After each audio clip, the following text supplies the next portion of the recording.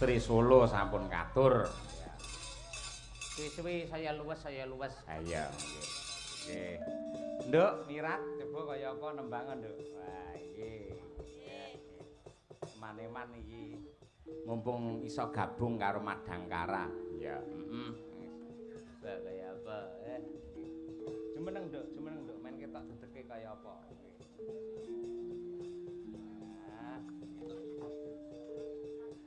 Elok tenan iki.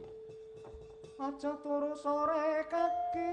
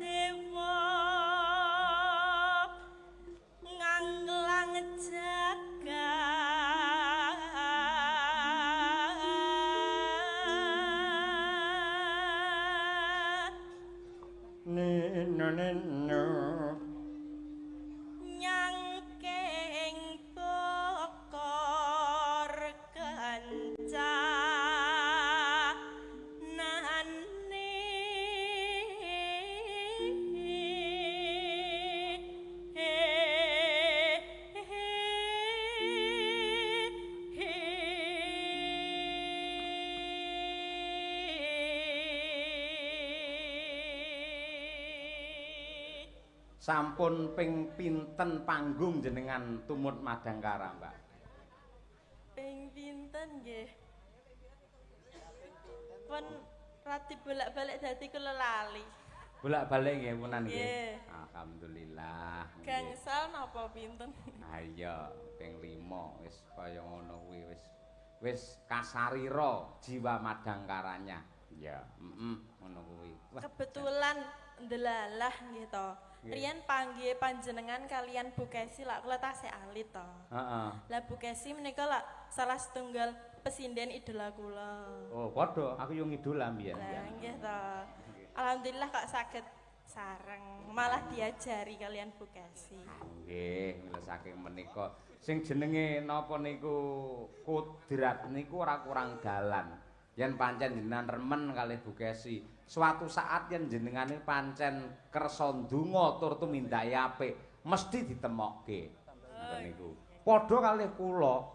Kula niku kuwangen ndonga pengin riyen sekolah teng Solo men iso ketemu sowan kalian Pak D Mantep Darsono. Delalah kaya anake dhewe kula teng mriku niku. Nggih, ngoten niku. Heeh, padha karo aku. Aku iki tak rewangi poso men iso ketemu karo Arif Lumer. Malah tekan ndi ora iki. Ya, Mbak.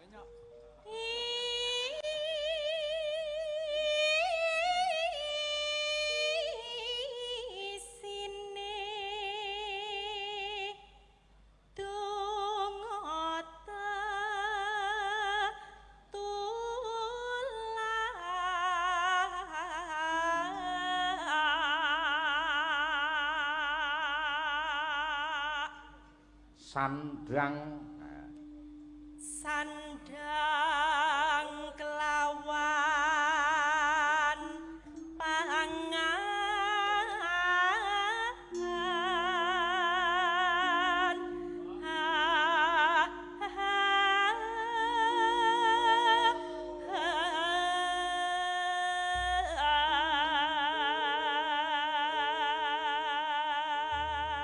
suarane ya antep kaya ngono, cetha karo laras ya pleng, dasare piyayine ya ayu. Ayu dina entuk pitutur luhur. Ayo ngono.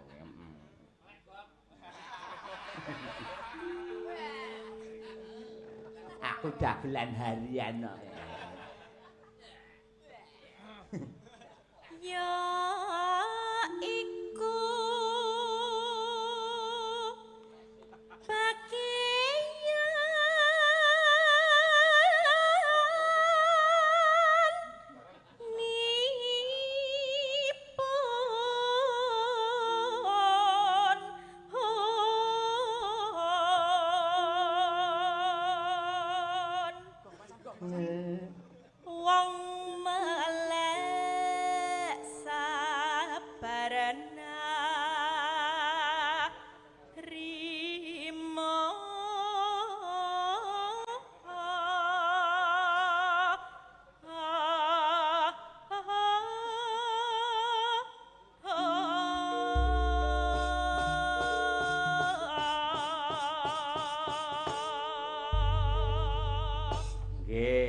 matur wuninga dhumateng sedaya para lenggah menika ngepasi kiwa tengene 40 hari sedanipun dalang idolane Piyai Medion nenggih almarhum Ki Anom Surata.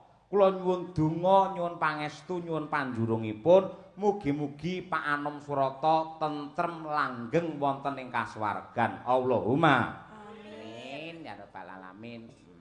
Karyane Mbah Mantep pun nate ngenteni, pun nate dene. Nggih. Ah ya kuwi. Apik yen jenengan iku. Aku ngenteni tekamu. Ah iya nggih. Yuk. Aku ngenteni tekamu kaya ngenteni mudhune wahyu janji utang sasumiman jroning kalbu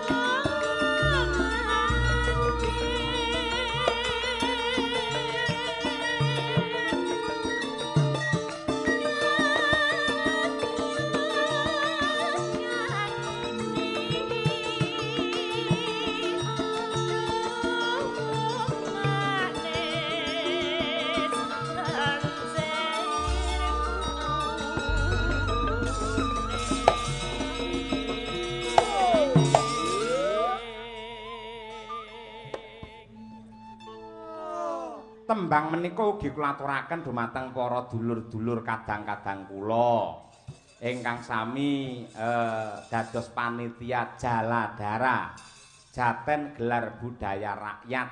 Nggonmu kono? Nggih, teng sebelah omah teng lapangan Indraprasta. Malah 3 dina mau bengi wis wayangan. Bengi iki tari karo teater, sesuk-esuk isih wayangan meneh. Oh, nganti 3 dina kaya ngono. Ya, ragate aja takon kuwi. Kemarin dilakoni kanthi ikhlas lak Gusti ora sare. Ah iya, sing gugah sapa? Kok nyanyi kok. Ya Mbak, kelas ya Mbak. Kledang kae teko pranyono janjine datang citra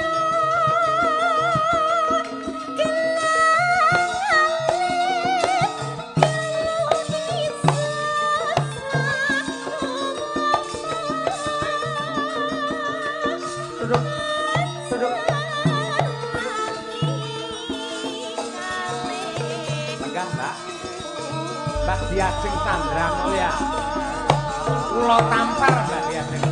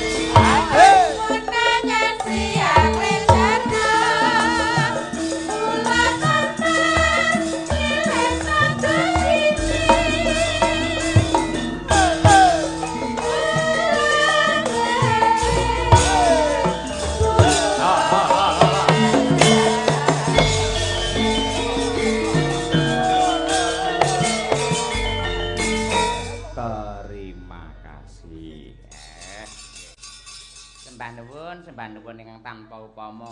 Tur mareme tru angger sowaning Madiun ki malah akeh para nom-noman, para kadang-kadang muda tumaruna, para anak-anak sing kepareng jenak mirsani wayang. Ha iya, Ya muga-muga kabeh menjadi tongkat estafet.